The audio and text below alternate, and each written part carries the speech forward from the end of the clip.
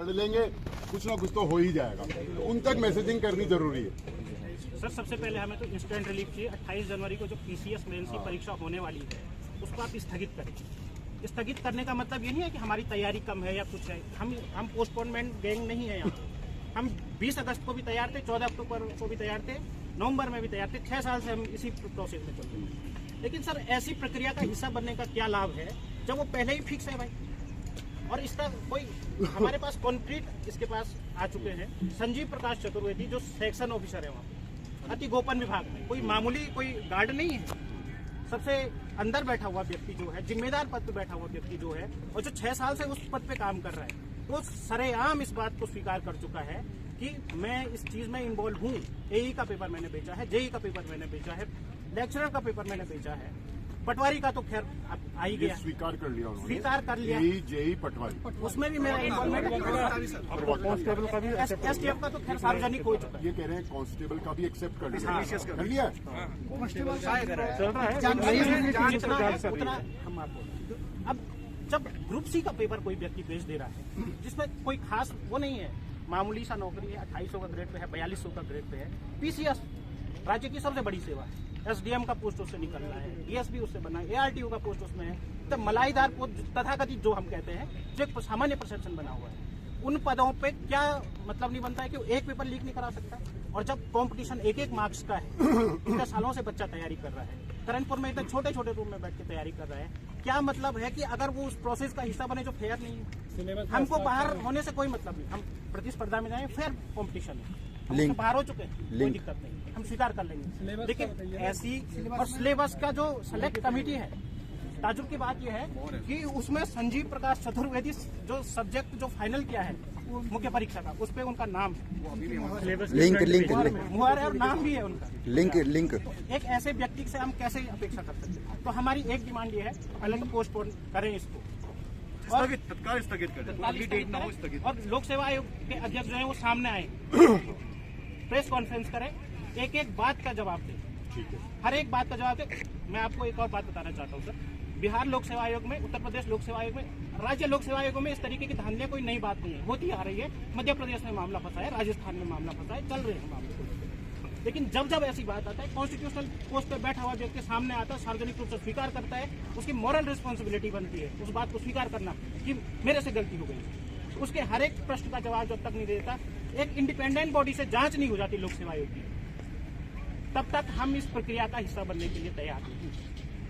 और वो क्लेरिफिकेशन दें, तत्काल प्रभाव से जितनी भी परीक्षाएं वहाँ पे चल रही हैं उनको रोक के रखें फिलहाल, और उसके बाद तय समय में बात करें। सर मेरा ये कहना है कि जब इन्होंने प्रवक्ता का भी क्लियर हो गया कि हाँ साहब हमने जो है उसके पेपर बाहर दिए, प्रवक्ता यानी इंटर कॉलेज प्रवक्ता जेई का इन्होंने एक्सेप्ट कर लिया, तो उसी दौरान तो उत्तराखंड पीसीएस का पीटी हुआ था। तो हम ये कैसे विश्वास कर लें कि उन्होंने प्रारंभिक परीक्षा का पेपर नहीं दिया, उसी दौरान हुआ, एनटी का पेपर हुआ उसी दौरान ये हुआ है, कुछ दिन पहले नए तहसीलदार का जो लोअर पीसीएस का था, ये जो महाधिवक्ता के यहाँ आरओ का हुआ है ये भी उसी दौरान का हुआ है, ये एफआरओ का पेपर हुआ ये भी उसी दौरान हुआ है। हम इन सारे पेपरों पर, इनकी डिग्निटी पर, इन पर कैसे हम विश्वास करते हैं? ये तो सारा मामला खुलासा हो गया है ना। तो अब ये सारे पेपर उनको कैंसिल करो, ये कैसे हमको विश्वास दिलाएंगे कि साहब हमने ये पेपर फेयर करवाए?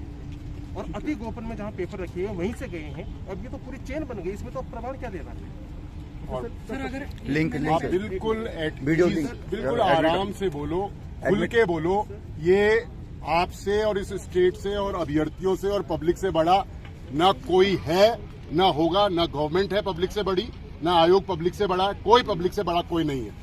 जो है सब पब्लिक के लिए है। और नहीं, और राज्य सरकार हो, भारत सरकार हो, व्यवस्था हो, यूपीएससी हो या उत्तराखंड का जो स्टेट पब्लिक सर्विस कमीशन है, अधीनस्थ हो, न्यायपालिका हो, सब पब्लिक के लिए हैं, सब अभ्यर्थियों के लिए हैं। ट्रांसपेरेंसी को लेके बात की जा रही है, खुल के बोलो। जब तक खुल के नहीं बोलोगे। और एक बात हम और कहना चाह रहे हैं सर, अगर लगता है लोक सेवा आयोग को कि हम कॉम्पिटेंट नहीं है, हम नहीं करा पा रहे भाई, तो हम राज्य सरकार से अनुरोध करते हैं, जॉइंट पब्लिक सर्विस कमीशन आप करिए, आप संघ लोक सेवा आयोग से रिक्वेस्ट करिए कि आप हमारे एग्जाम को कंडक्ट कर रहे हैं। हम 6 साल में हम पोस्ट निकाल रहे हैं, उसको 2 साल तक खींच रहे हैं। इस तरीके का प्रावधान भी अगर चाहते हैं तो, या तो पहले तो हमारी ये है कि सब कुछ यहीं पे निपट जाए, बेहतर होगा। लेकिन ऐसा भी नहीं कर पाए तो यूपीएससी से करवा दीजिए, एक तय समय में और इनकॉम्पिटेंसी देखिए सर, लोअर पीसीएस का पेपर हुए 5 महीने हो चुके हैं लगभग। नहीं प्लीज मेरा वो आप सब बैकग्राउंड बताओगे, लेकिन आप फोकस कंसंट्रेट, ये जो वर्तमान में आयोग में ये धांधली हुई है और ये जो पोस्टपोनमेंट वाला क्यों, सॉलिड रीजनिंग के साथ एडमिट कार्ड लिंक, बाकी हम बहुत सारा बात तो बड़ी स्ट्रक्चरल प्रॉब्लम है। हाँ वो समझ, आप बोलो, खैर बोलो आप। Admit card link. नहीं आप पूरा कर लो, कोई दिक्कत नहीं है। मतलब ये मैं तो अभी इंस्टेंट 2 मुद्दे हमारे, पेपर को पोस्टपोन कराएं, क्लैरिटी के साथ आयोग के अध्यक्ष सामने आए, हमको विश्वास हो कि जो प्रोसेस है वो फेयर है और जांच हो पूरी। आयोग अपनी सूचिता अच्छा ठीक है, एडमिट कार्ड लिंक आ गया था पहले। नहीं सुन पाएंगे